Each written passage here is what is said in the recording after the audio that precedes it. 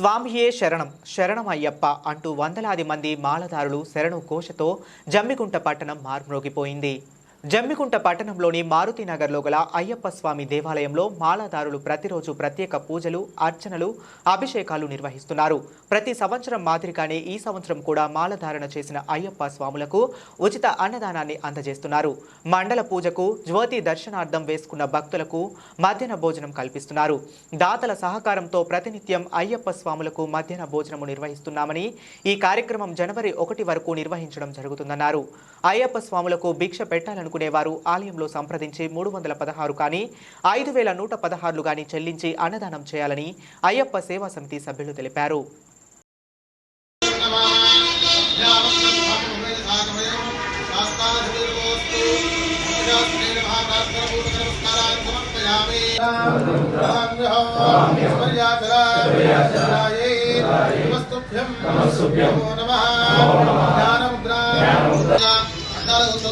మండల మందిర ప్రవేశ